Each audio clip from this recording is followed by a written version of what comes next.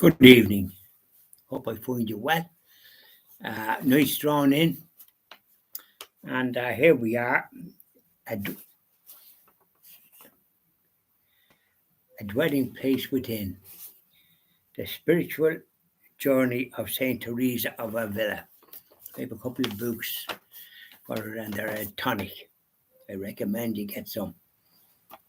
The Way of Perfection is a good one, and The Interior Castle is another one. I have both. Now, but this is a short little version. From the outset, the focus is on growth, beauty, and endless possibilities. Beauty. For Teresa, it is the journey that matters most. The castle is not a fixed, static entity, but something living, spacious, and open. The rooms of the castle are not ready made. We are given the tools, we are given possibilities, we are given dreams. We must be adventurous. The dream can only be realized once we have the courage to begin. The courage. So there's courage required. You know, you can't sort of have good intentions and do nothing about it. You've got to do something to begin. It's the first step that matters. The path opens up as we travel. Love cannot possibly be content with remaining always the same. Isn't this right? You move on, which is a great gift that we all have, isn't it? Uh, Teresa has great sympathy for those setting out on the inner journey. She is all too aware of the struggle between the first stirrings of an awakened love and a welter of attractions arising from a self indulgent past.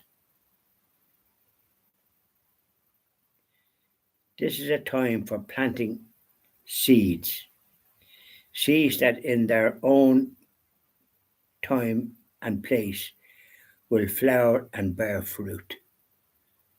You're nourishing the soul.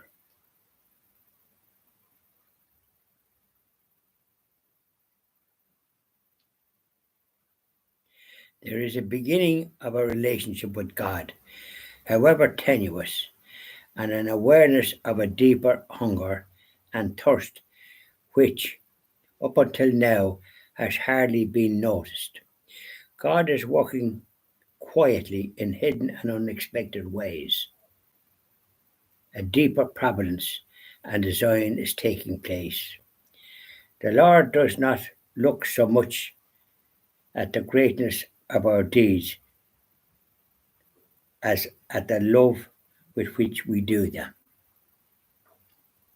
There you are. Isn't that a good one? I leave it at that. I think that's sufficient.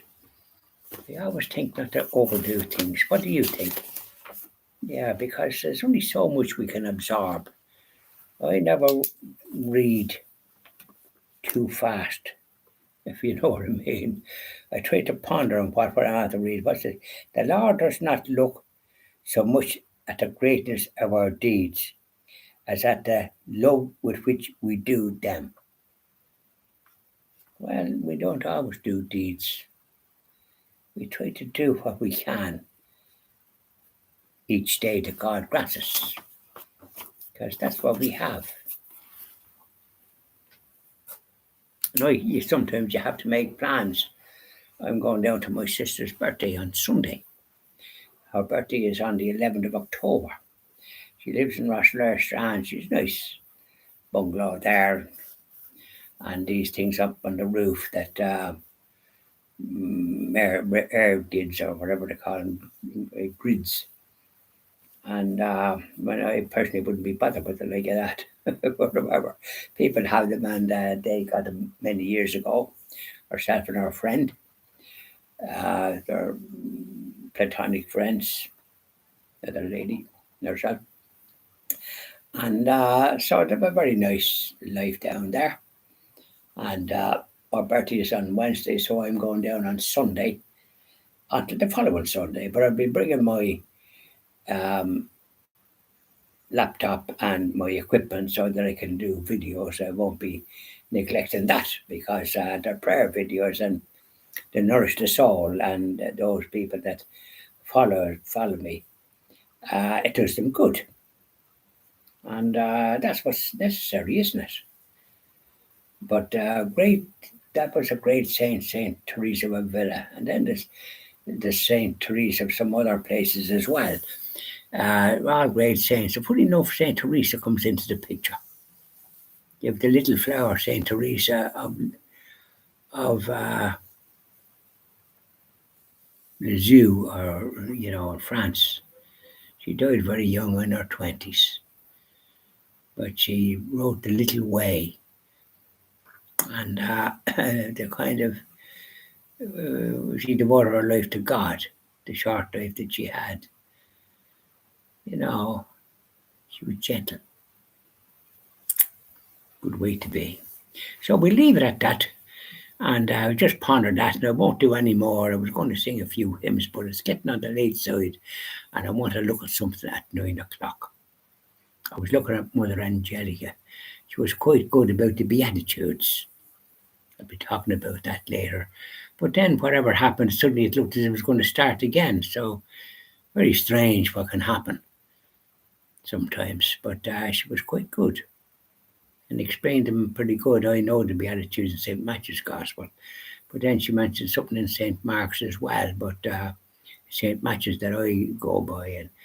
But she put them in more context, and I mean, they are great. Bye now. Have a nice evening.